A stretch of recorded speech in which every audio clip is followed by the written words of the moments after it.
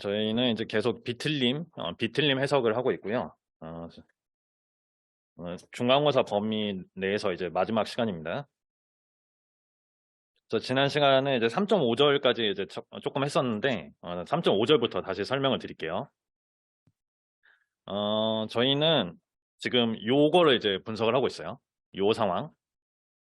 그래서 이전까지는 이렇게 이제 토크가 나오는 방향이었는데, 들어가는 방향으로 일단 토크를 잡아서 이제 비틀림이 생기는 상황을 지금 생각을 하고 있고, 그래서 이렇게 이제 여러분들은 요 그림을 보고 어떤 변형이 생길지를 일단 이제 눈으로 한번 이제 상상을 해보시는 거죠.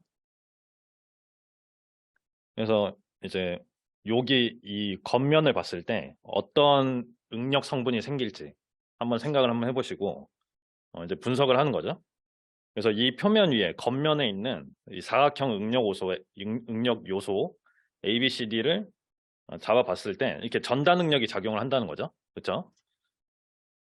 그래서 이게 수직 응력은 없고 저희가 이제 여태까지는 비틀림이 있을 땐 전다 능력만 분석을 해서 전다 능력만 존재할 거다. 그래서 순수 전단이라고 했어요. 그런데 이제 뒤에서 나오겠지만 여기 안에서도 이제 각도를 어떻게 보냐에 따라서 수직 응력을 받는 성분이 있죠. 그렇죠?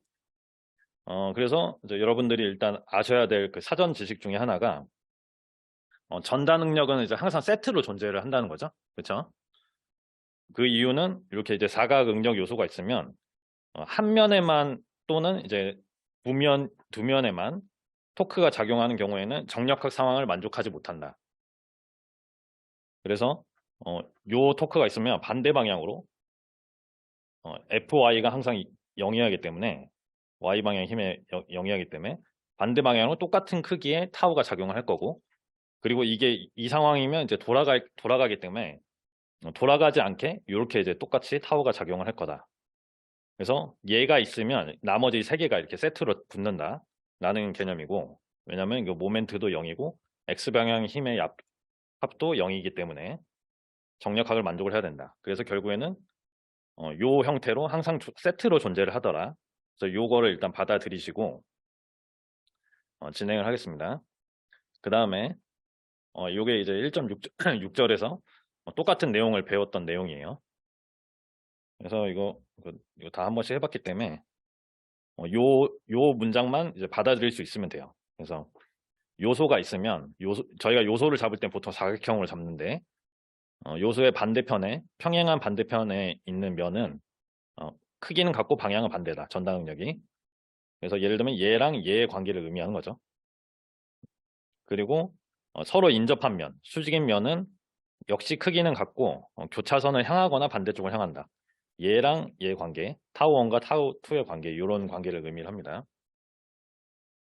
그 다음에 전다 능력도 방향이 있다고 했어요. 요게 저 뒤에 문제 풀 때 굉장히 중요한데, 그래서 전다 능력이 방금 저희 봤을 때 요렇게 되는 애가 있고, 그리고 반대 방향으로 이렇게 되는 애가 있죠. 이렇게. 그래서 둘 중에 어떤 게 양이냐, 요거를 일단 결정을 해줘야 돼요. 둘 중에 하나니까. 그래서 어떻게 설정을 할 거냐? 그래서 저희가 이렇게 얘기를 했어요. 요소를 잡아서 양의 면이라는 게 있는데, 양의 면에 작용하는 전다 능력이 좌표축의 양의 방향을 작용하면 플러스다. 말이 어렵게 돼 있는데, 이렇게 어떤 직육면체 형태의 요소가 있으면 X, Y, Z를 여러분들이 평소에 잡듯이 이 맨 끝에 꼭지점을 기준으로 이렇게 잡아요. 그 다음에 양의 면의 정의는 이 직육면체의 중앙이 있죠. 중앙을 잡아서 여기 3차원적으로 봤을 때 어, 양의 방향을 이렇게 가리키는, 그러니까 좌표의 양의 방으로 걸리는 면들이 있죠. 그렇죠? 그래서 요 겉면, 지금 제가 동그라미로 표현한 요 겉면들이 양의 면이 되는 거예요. 양의 면. 그래서 일단 양의 면을 정의하고 양의 면에 작용하는 전다 능력을 봤더니 여기 예를 들면 타우1, 타우2가 양의 면에 지금 작용을 하고 있죠. 그렇죠? 얘네가 양의 방향을 향하고 있냐. 그래서 타워 1을 봤더니 Y의 양의 방향을 향하고 있죠. 그쵸? 그래서 얘는 플러스다. 그리고 타워 2를 봤더니 역시 지금 얘가 양의 면에 지금 작용하는 응력인데 X의 양의 방향을 향하고 있더라. 그래서 플러스가 된다. 그래서 이렇게 일일이 따지면 이렇게 다 플러스가 되는 걸 볼 수가 있는데 얘가 플러스면 얘는 무조건 플러스죠. 세트니까. 그쵸? 그래서 한 면만 따져주면 나머지가 다 플러스인 걸 알 수가 있어요.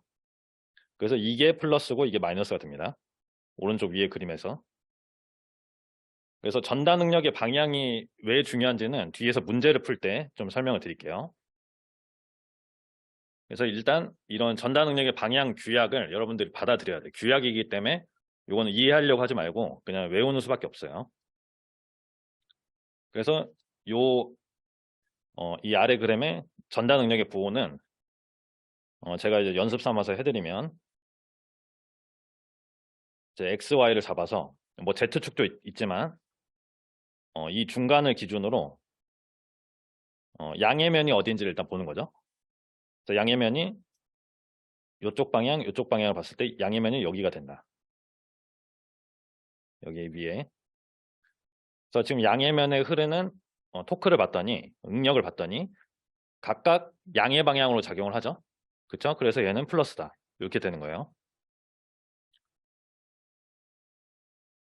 그래서 제가 이제 검토용으로 이렇게 글을 써놨으니까 이걸 한번 읽어보시면서 한번 생각을 해보실게요. 그 다음에 다시 이제 저희는 이거를 이제 분석을 할 거예요. 이 상황. 크게 봤을 때 이 상황을 지금 계속 분석하고 있는 상황이고, 얘를 여기서 봤을 때 다시 요거는 이제 참고인데 지금 왜 갑자기 원래 여태까지 나오는 애를 하다가 들어가는 애를 했냐라고 봤을 때는 이 전다 능력이 양의 방향으로 생기도록 일부러 잡은 거예요. 의도적으로. 그러니까 분석을 쉽게 하기 위해서. 얘를 이렇게 나오는 방향으로 잡았다 하면 요 토크 응력 방향이 반대가 되겠죠? 그쵸? 요거 한번 그냥 참고로 생각을 해주시고. 그래서 저희는 얘를 이제 분석을 할 건데 첫 번째로 이 아래 그림처럼 여기를 잘랐어요. 중간을. 잘라서 지금 볼게요. 그래서 자르면 오른쪽에서 봤을 때 이런 원형 모양일 거고 저희가 맨날 했던 게 1, 2단원에서 맨날 했던 게 잘라내면 가상으로 잘라내면 뭘 해줘야 되죠? 반력을 표시해줘야 돼요. 반력. 그렇죠? 근데 여기서의 반력은 토크죠. 토크. 근데 어떤 토크가 있을 텐데 그 토크 성분의 정체가 뭐예요? 전다 능력이죠. 전다 능력. 자, 저희가 토크를 이렇게 잡으면 이 들어가는 방향을 잡으면 지금 저희가 토크 방향을 알 수가 있어요. 토크 방향. 그 방향으로 이렇게 타우들이 이렇게 작용을 하고 있는 거죠. 이 면에 골고루 이런 식으로. 그렇죠? 중심에서 멀어질수록 타우의 크기가 커지는 그런 형태로 이렇게 작용을 하고 있을 거예요. 지금 눈에 보이진 않지만. 그래서 이 단면에 작용하는 모든 전다 능력의 합이 비틀림 토크 T 관계가 된다. 요거죠. 그쵸? 여기로부터 저희가 극관성 모멘트도 유도를 하고 그랬어요. 이 정의로부터. 그래서 확실한 거는 전다 능력만 존재하는 건 맞아요. 이 요소에 대해서는. 그래서 이 왼쪽 끝에 얘가 지금 위를 향하고 있으니까 저희가 이 요소를 봤을 때 여기도 위를 향하고 있는 거죠. 그쵸? 요런 식으로 이제 그림을 봐주세요. 옆으로 봤을 때 이쪽이 이제 위를 향하니까 요 네모 요소도 위를 향하고 있다. 오른쪽에. 그렇게 이렇게 좀 봐주시고 저희가 중점적으로 봐야 될 거는 요거죠. 대각선으로 잘랐을 때. 그래서 대각선을 잘라서 오른쪽에서 보면 단면이 요런 이제 타원 모양이죠. 그쵸? 그래서 타원으로 잘라도 여기 면 위에 어떤 힘이 작용을 해서 이거 정력학 상황을 만족을 시켜야 돼요. 그쵸? 근데 만약에 전다 능력만 작용한다고 가정하면 이 면을 따라서 뭐 이런 식으로 이제 작용을 할 텐데, 저희가 상상을 해보면 똑같이 이런 식으로 이제 작용을 하겠죠.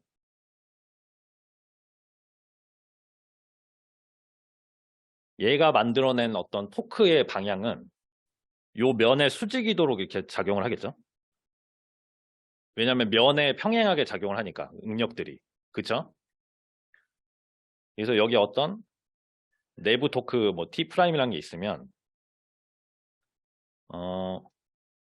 얘가 만들어낸 토크가 이런 방향으로 작용을 할 거예요. 이거 이해되시죠? 근데 이게 들어가는 방향으로 쓸게요. 이게 수직인 방향으로 이렇게 들어가는 방향으로 얘가 생성하는 거예요. 전다 능력의 생성. 전다 능력은.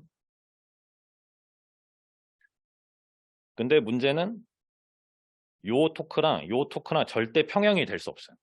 방향이 맞지 않기 때문에 전다 능력이 만들어낸 토크로는 평형을 만들 수 없다. 이렇게 결론이 나는 거고, 그래서 전다 능력 외에 다른 능력이 요 면 위에 존재를 할 거다. 이렇게 결론이 납니다. 그렇죠? 그게 이제 다른 능력이 뭐냐? 이제 수직 능력이라는 거죠.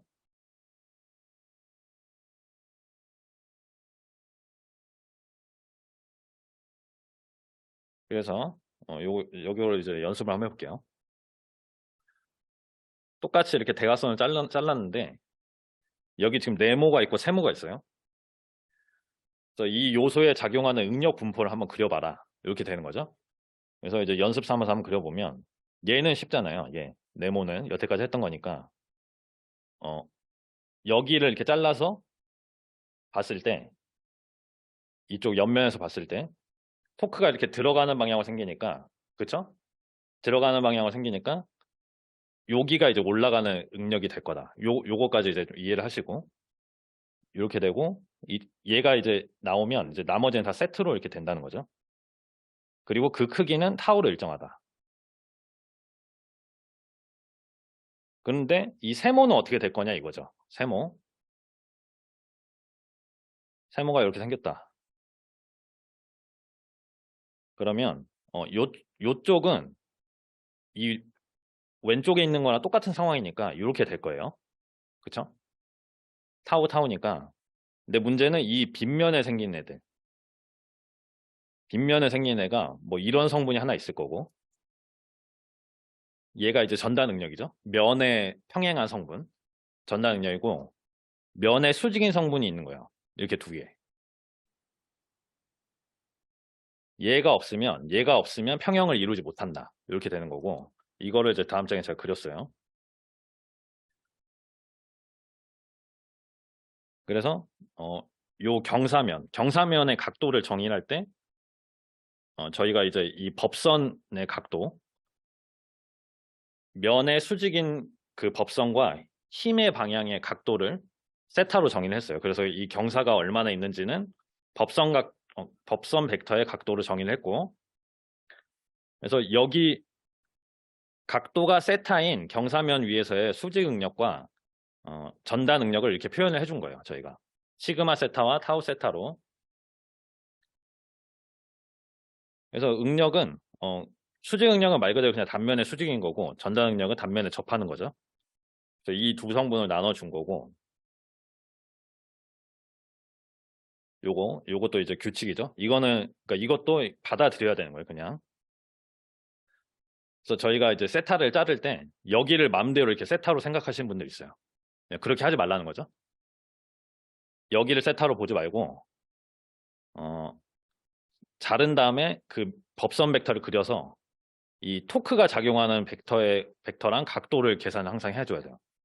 그래서 나중에 이제 문제가 나오면 요렇게 잘랐는지 요렇게 잘랐는지 헷갈려요. 그래서 이 각도를 항상 생각해 주셔야 돼요. 어느 방향에서 잘랐는지를 봐야 되니까. 그다음, 그래서 이제 저희가 이제 하고 싶은 거는 이렇게 자르든 요렇게 자르든 이렇게 자르든 임의의 각도 세타를 가진 경사면에 대해서 그 경사면 위에 작용하는 응력을 즉 시그마 세터와 타우 세터를 내가 알고 있는 타우로 표현을 하는 거예요. 그렇죠? 근데 여기서 타우는 저희가 재료 역학식으로 구하는 그 타우죠. IP분의 TR. 그래서 저희가 이제 정력학식을 써야 돼요. 얘가 이제 정력학을 상황을 만족을 해야 되기 때문에 근데 정력학 분석을 하려면 힘으로 바꿔줘야 돼요. 모든 요소들을. 그래서 면적의 개념이 있어야 돼요. 면적의 개념. 그래서 얘가 이제 어떤 샌드위치 모양이라고 일단 상상을 해보시면 두께가 있는. 그래서 얘를 여기서 바라봤을 때 A0라는 이제 면적을 갖고 있다고 보는 거예요. 그렇죠? 그러면 여기 A0를 가정을 하고 나머지 면적을 A0로 표현을 해줄 수가 있죠. 삼각함수를 이용해서. 이렇게. 자, 여기 면적이 지금 이제 샌드위치 모양이니까 뭐 이런 식으로 생겼어요. 그러니까 여기가 이제 A0야. 그러면 여기 밑에서 봤을 때는 밑에 면적은 A0 탄젠트 세타가 되겠죠? 여기가 세타니까 지금. 그쵸? 그 다음에 여기 이 빗면의 넓이는 어떻게 될까요? 빗면의 넓이. 이 빗면의 넓이에다가 코사인 세타를 곱하면 A0가 되니까 A0를 코사인 세타로 나눠주는 거예요. 그래서 시컨트가 되는 거예요. A0 시컨트. 그래서 정리하면 이제 오른쪽 그림처럼 되는 거예요.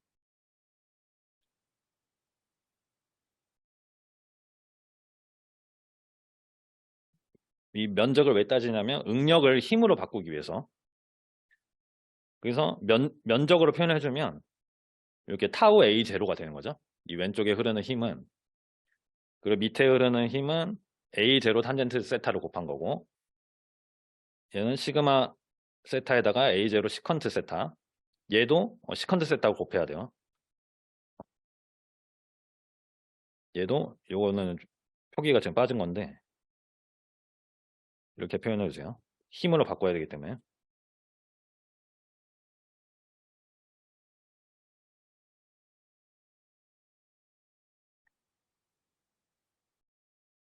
그렇죠? 저희가 이제 전단 응력에서 전단력으로 바꿀 때는 그 전단 응력이 작용하는 모든 면적을 곱해 주는 거예요. 이렇게. 그래서 정력학 식을 한번 적용을 해볼게요. 요 식을 한번 세워볼까요?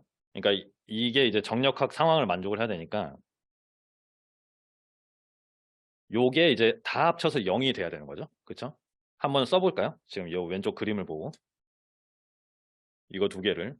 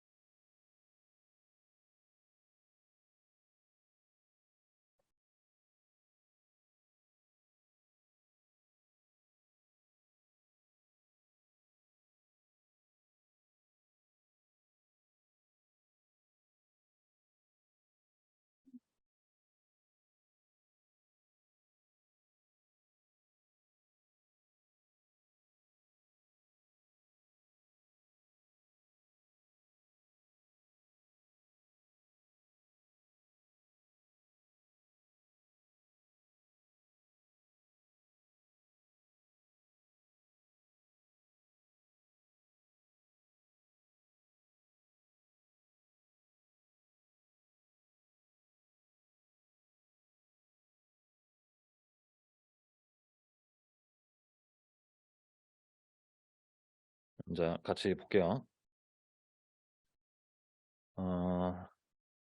일단 이 법선 방향으로 법선 방향으로 나가는 걸 제가 플러스로 잡았고요. 여기에 작용하는 힘 성분을 다 적어주는 거죠. 그렇죠? 얘가 이제 플러스 방향으로 작용을 하고 있고, 그리고 요 왼쪽 성분에 의해서 이쪽 방향을 작용하는 게 사인 세타죠. 그쵸? 사인 세타인데 부호가 플러스일까요? 마이너스일까요? 얘가 작용하는 거. 사인 성분은 여기니까 마이너스가 되죠. 그쵸? 그 다음에 밑에 탄젠트 성분이, 맨 밑에 있는 성분이 이쪽 방향을 작용하는 거는 여기가 지금 세타니까 코사인을 곱해서 마이너스가 되는 거예요.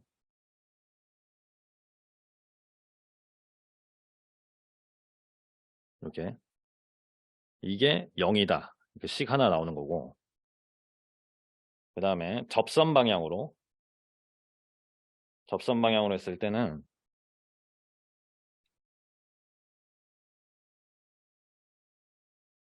요게 이제 플러스로 지금 작용을 하고 있고,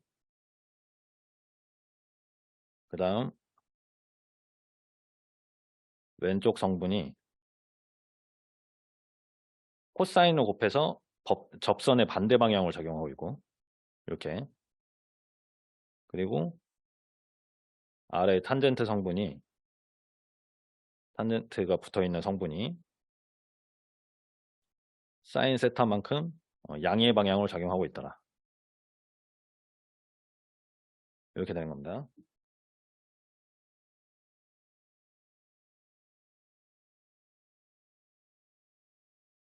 그래서 이 두 식을 정리를 하면, 이 두 식을 정리하면 타우랑 타우 세타, 시그마 세타의 관계가 나오겠죠? 그쵸? 요걸 하려고 하는 거예요, 지금. 이게 복잡하게.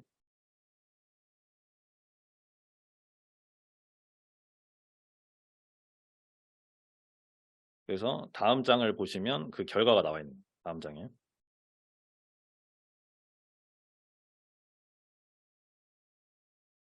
자, 넘어갈게요. 다음 장에 똑같은 식이 있어서. 그래서 이게 이제 정역학식 두 개를 적용해서 나왔고, 정리를 한 거예요. 여기 지금 코사인 분의 1이 있으니까 양쪽에 곱해서 정리하면 이렇게 간단하게 나옵니다. 이렇게 나오고, 얘도 똑같은 방식으로 코사인 분의 1을 양변에 곱해서 이렇게 나오는 거예요. 근데 이게 이제 사인, 코사인 합공식으로 정리할 수가 있죠. 그래서 최종 결과는 이렇게 이제 간단하게 나온다. 그래서 요것만 알고 있으면 이제 문제 푸는 데는 문제가 없습니다. 근데 이제 어떻게 유도가 됐는지 한 번씩 봐주시고, 그래서 요 식 그대로 이제 생각을 해보면, 이 세타는 내가 자른 그 경사면의 각도예요. 그쵸? 세타에 따라서 거기에 작용하는 수직응력, 전단응력 성분이 계속 바뀌는 거죠. 분포가. 어쨌거나 내가 이제 타우만 알고 있으면, 이 타우는 뭐냐면 저희가 타우 맥스로 해서 IP분의 TR로 구했던 타우죠. 요 타우, 이 타우를 넣어가지고 이제 구할 수가 있는 거예요. 타우에다 넣어가지고 경사면에서의 응력 분포도 구할 수가 있다. 물리적으로 해석을 해보면 이제 x축을 세타로 잡았어요. 내가 자른 경사면의 각도. 그래서 세타에 따라서 이런 이제 사인 함수 두 개가 나오겠죠. 사인 함수, 코사인 함수 모양이. 그래서 여기서 이제 중요 포인트가 있는데, 세타가 0이거나 90도인 경우, 여기 그래프를 보면 양쪽 끝이나 이 중간 90도인 경우를 보면 전단 응력만 존재를 한다는 거죠. 수직 응력이 0이 되는 거예요. 그러니까 말하자면 0도라는 거는 내가 이렇게 자른 거예요. 이렇게 0도라는 거는, 왜냐하면 법선의 각도랑 내 토크의 각도가 0도가 되니까. 그렇죠? 그래서 이렇게 자른 거는 우리가 여태까지 분석했던 요 요소, 순수 전단 요소가 되는 거예요. 0도인 경우. 90도도 마찬가지고, 마찬가지 아니고 90도는 이렇게 되겠죠? 이렇게 자른 거죠, 옆으로. 그 다음, 플러스 마이너스 45도가 있어요. 그래서 예를 들어서 이렇게 완벽히 45도를 잘랐다. 이 각도랑 얘가 이제 45도가 되는, 이렇게 자른 경우에는, 완벽히 45도인 경우에는 수직 응력만 존재를 한다는 거죠. 비틀린 상황인데도 수직 응력만 존재를 한다. 근데 이 수직 응력의 값이 타우랑 같다라는 거예요. 요게 중요합니다. 그래서 그림을 그려보면 이 45도 돌린 애랑 45도 돌린 애랑 0도인 애랑 이렇게 이제 요소를 그릴 수가 있다는 거죠. 그래서 왼쪽 요소는 전단만 작용을 하고 오른쪽 요소는 수직 응력만 작용을 하더라. 이렇게 정리가 되는 거고, 그래서 저희가 이제 응력을 계산했기 때문에 저희가 타우를 알고 있어요. 그러니까 저기 3.1절부터 3.3절을 잘 배워서 타우를 내가 무조건 구할 수 있다. 그러면 요 각도에 따라서 얘네들을 다 구할 수가 있는 거예요. 이 분포들을. 그쵸? 그러면 저희가 세타가 0인 애랑 세타가 45도인 애 이 두 개를 한번 봐볼게요. 얘네 둘만 좀 자세히 볼 건데, 응력을 저희가 분석을 했으니까, 응력이 있으면 변형률이 있으니까 바로 이제 변형률을 한번 봐볼 거예요. 어떤 변형률이 있을까? 그래서 모양이 이런 식으로 바뀌겠죠? 아래처럼 바뀌어요. 그래서 이 왼쪽에 있는 애는 그냥 각도가 바뀌는 거죠. 그렇죠? 이렇게 찌그러지는 애. 길이는 안 바뀌고 각도만 바뀌어요. 그게 무슨 변형률이죠? 전단 변형률이고, 근데 이제 오른쪽 얘는 조금 특이하게 바뀌어요. 오른쪽에는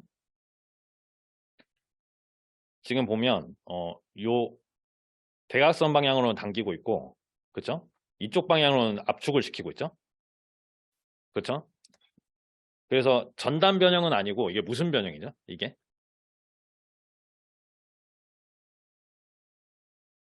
수직 변형률이에요. 수직 변형률. 원래 이렇게 정사각형이던 애를 직사각형처럼 만든 거예요. 그러니까 길이가 바뀌었죠? 각도는 안 바뀌고.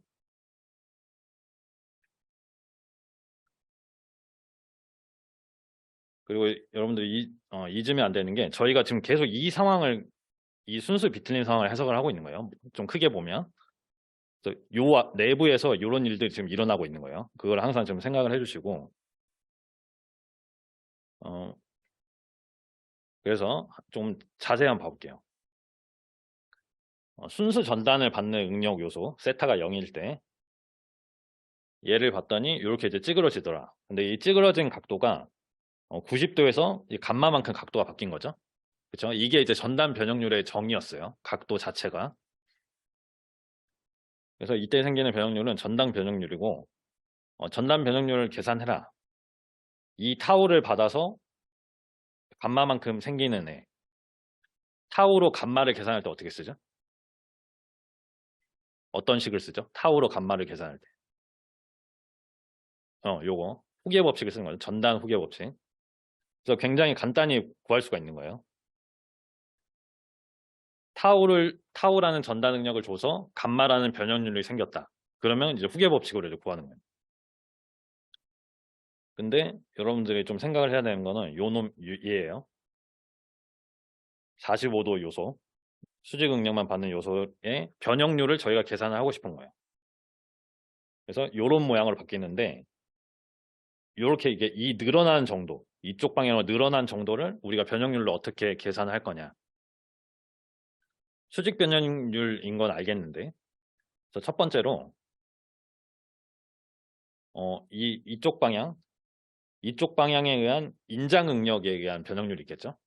그렇죠? 두 개로 나눠서 생각을 할 건데, 그거는 역시 그냥 방금 저희가 한 것처럼 인장 방향에서의 후계 법칙으로 이제 구하면 돼요. 간단히.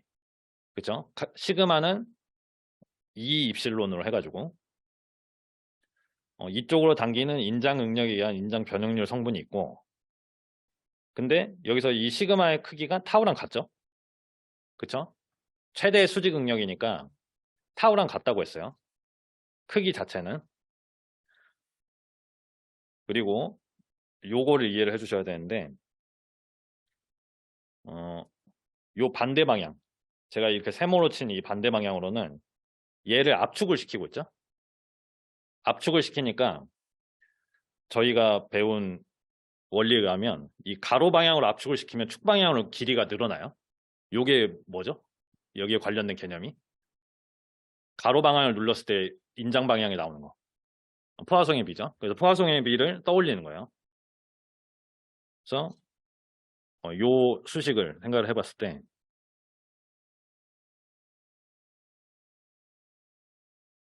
이렇게 이제 정리를 할 수 있다는 거죠. 그래서 이 압축을 누르는 애가 이제 인장 방향으로 삐져나오게 하는 성분, 압축을 통해서 말하자면 이 압축 방향, 압축 방향의 압축 응력에 의해 인장 변형률 추가 성분이라는 거고, 요게 원래 지금 마이너스가 붙어 있는데 얘 자체가 지금 압축이에요. 그쵸? 이 지금 요걸 포화성의 비를 쓸 때는 축방향분의 가로 방향이에요. 축방향분의 가로 방향. 근데 여기서의 축방향은 얘죠. 얘가 이제 지금 축방향이죠. 왜냐면 그쪽 축방향을 눌렀을 때 삐져나오는 애를 내가 계산하고 싶으니까 얘 자체가 지금 압축이에요. 압축. 입실론 2가 압축이 됩니다. 그래서 얘가 압축이기 때문에 얘가 마이너스가 돼요. 압축 자체가. 그래서 결국에는 마이너스 마이너스 지워지고 플러스로 나오더라. 그래서 요거는 조금 헷갈리는데 한번 생각을 해보셔야 돼요.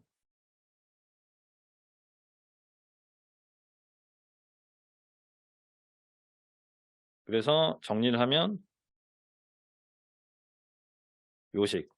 식 자체는 되게 간단하게 나옵니다. 그래서 문제에서 이제 최대 이 45도 요소에 대해서 변형률의 크기를 구해라. 이러면 이제 포화성의 비가 있어야 되는 거죠. 그렇죠? 일단은 포화성의 비가 있어야 지금까지 배운 걸로는 변형률을 이렇게 구할 수가 있다. 그래서 이런 이제 최종식들을 일단 편하게 외우시는 게 나을 거예요. 그렇게 복잡하지 않으니까. 그리고 이게 어떻게 유도가 되는지 한 번씩 생각을 해보시고. 자, 그래서 지금 식들을 지금 뭐 정리는 길었는데 식들은 되게 많지가 않아요. 그래서 요 식을 이용해서 요 A번 문제를 한번 지금 생각을 해볼게요. 한번 풀어보실게요. 제가 힌트를 드릴 테니까.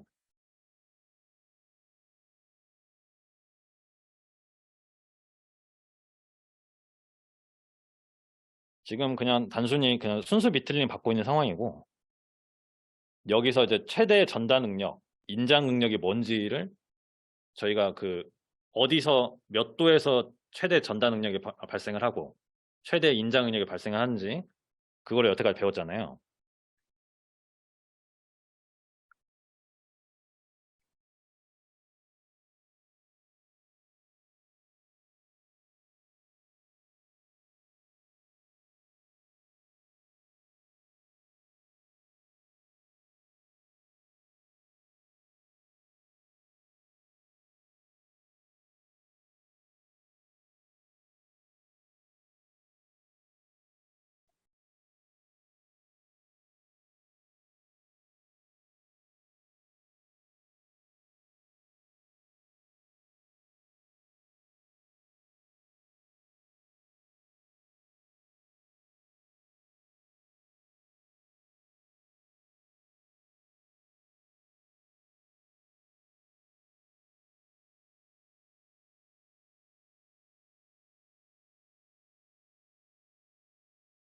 그럼 다 처음이니까 제가 식을 일단 알려드릴게요. 어떤 식을 떠올려야 되는지.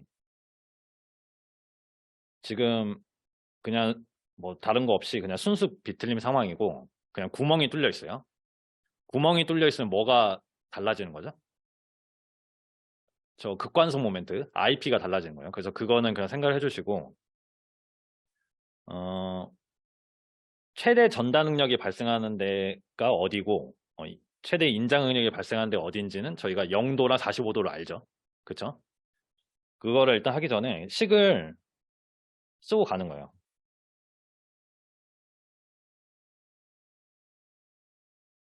요 식을 떠올려야겠죠? 얘랑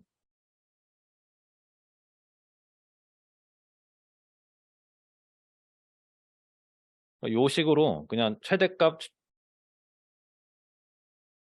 최대 전당 응력은 세타가 0일 때 발생을 하고 최대 인장 응력은 세타가 45도일 때 발생을 하잖아요. 그렇죠? 그래서 그 크기를 구해야 되는데 여기서 타우를 어떻게 구하죠? 타우? 여기서의 타우.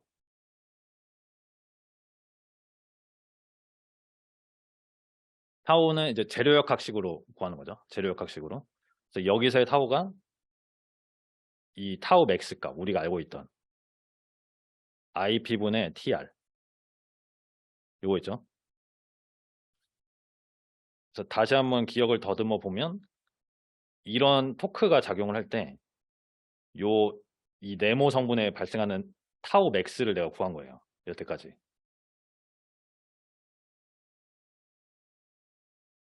지금 아래 방향인데 얘가 이제 타우라는 거죠. 그래서 이 타우 맥스가 요 재료역학식으로 구할 수가 있다.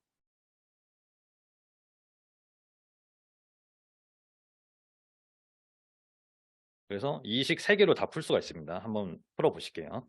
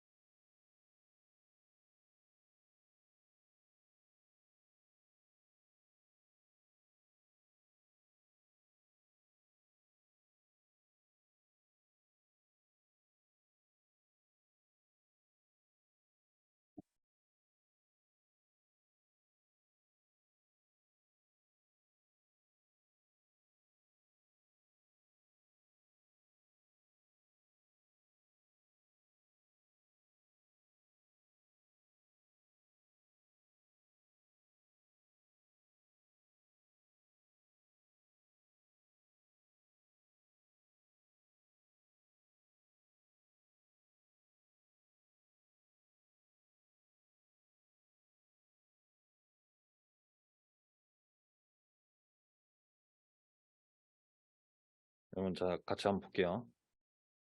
어, 갑자기 식들이 좀 많이 나와서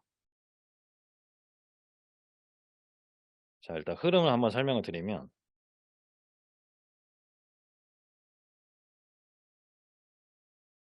지금 그냥 저희는 3단원에서 계속 얘만 분석을 하고 있는 거예요. 얘가 구멍이 뚫렸냐 안 뚫렸냐 요 차이만 있는 거고 이렇게 토크가 작용을 했을 때 뭐 비틀림도 발생하고 변형률도 발생하고 응력도 발생을 하는데 이제 분석을 하는 거죠.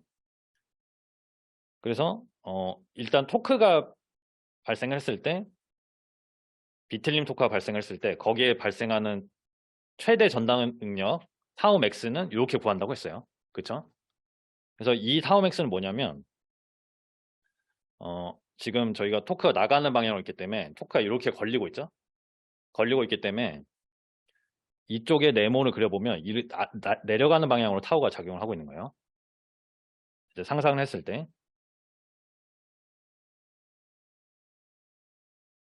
저 겉표면이니까 얘가 이제 타우 맥스가 되는데 이 타우 맥스 값은 IP분의 TR로 구할 수 있더라 라가 되는 거고 저 식을 넣어서 계산을 하면 58.2 메가파스칼 나와요. 그래서 타워 맥스를 먼저 일단 구해놓고 문제에서 구하라는 거는 최대 전단과 인자 능력, 압축 능력을 구하라는 거예요. 그래서 일단 최대 전단 능력이 어디서 발생을 하느냐.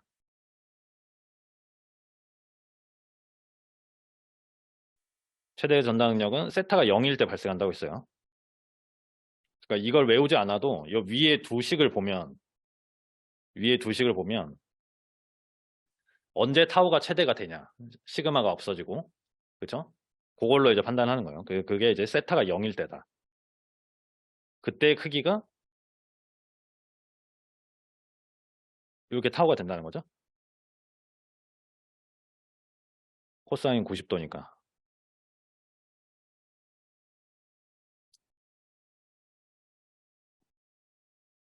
그 다음에 최대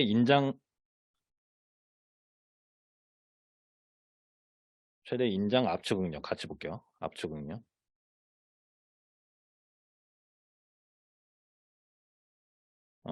이게 뭐 플러스 마이너스 45도가 있는데 일단 세타에 45도를 넣어볼게요. 위에 식에다가.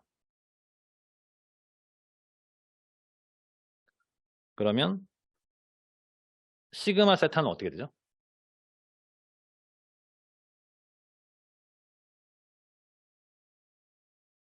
사인 90도니까 1이 되고 타우가 바로 나와요. 이렇게 되고 그리고 타우 세타는 0이 되죠. 자동으로 0이 돼요. 근데 여기서 조금 집중을 하셔야 되는데 네. 코사인 0도. 예. 감사합니다. 자,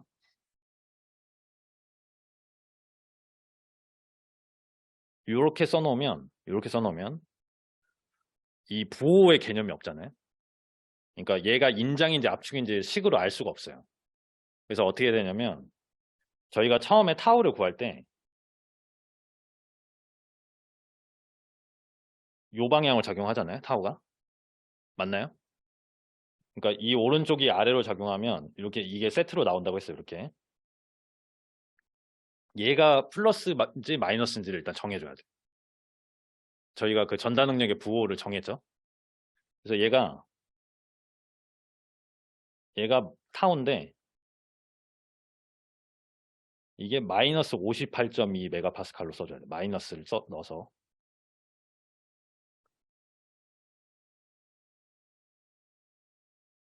요게 중요해요. 이 마이너스를 붙여줘야 돼요. 왜냐하면 부호 규약을 넣어야지만 압축인지 인장인지가 나와요. 저희가 이 세타식에 넣었을 때. 그래서 타우 자체가 마이너스 58.2이기 때문에 요게 마이너스 58.2 메가파스칼 그대로 되고 수식 그대로. 그리고 얘도 마이너스 58.2 메가파스칼이 돼요. 그래서 크기만 구해라 하면 58.2로 그냥 다 써주면 돼요. 근데 저희는 실제로 이게 방향이 중요하기 때문에 그래서 보면 뭐 이 응력들을 적절하게 회전시킨 응력 요소 위에 그려라. 그러니까 응력 요소라는 거는 요 네모를 의미하고 요 네모.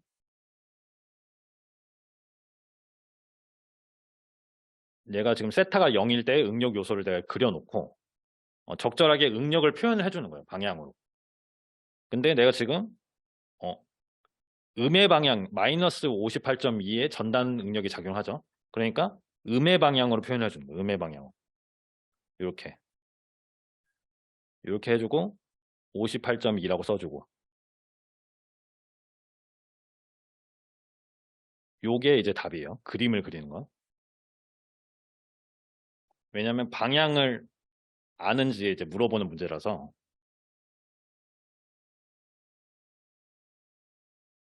그 다음에 요게 문제죠. 이 인장 응력, 압축 응력도 저희가 그림으로 표현을 해줘야 돼요. 근데 저희가 한 건 뭐냐면 요 45도의 면에 대해서 하나만 그린 거예요. 하나만 분석을 해본 거예요. 45도라는 거는 이렇게 있으면 요렇게 자른 거죠. 45도. 여기랑 여기가 이제 45도가 되는 거니까 얘가 세타. 그러면 요 면을 생각했을 때 이런 요소가 있다는 거죠. 이런 요소. 근데 얘가 압축 응력을 받는 저기 수직 응력을 받는데 인장이에요, 압축이에요?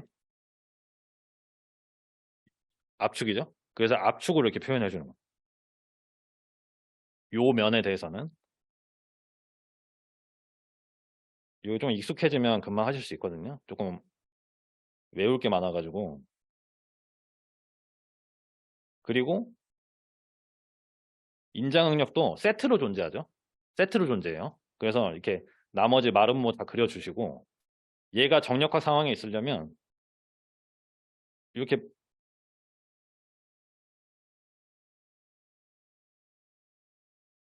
마주 보이는 방향으로 무조건 응력이 있고 반대편에 인장이 작용하겠죠. 그렇죠? 이렇게 적어주시면 돼요. 나머지 면에 대해서 다 할 필요 없이 크기는 다 58.2다. 58.2.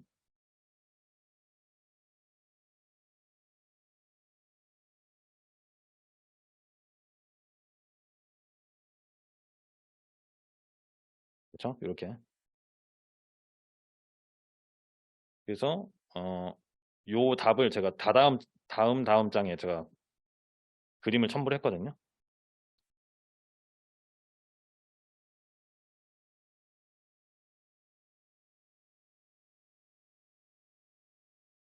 조금 생각해야 될 게 많습니다. 이게 3단원 끝부분이라서.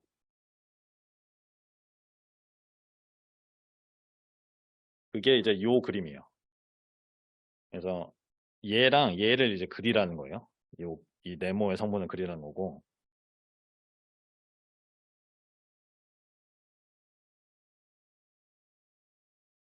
한 번씩 한번 해보실게요. 그다음 저기 집에 가서 요런 이제 비슷한 게 이제 저 연습 문제에도 제가 넣어놨으니까 한번 따라해 보시면서 해보도록 할게요. 그리고 이제 응력이 있으면 이제 변형률도 구하는 거고 그게 이제 B번 문제인데 저희가 이제 유도한 식을 가지고 한번 이제 풀어 보실게요.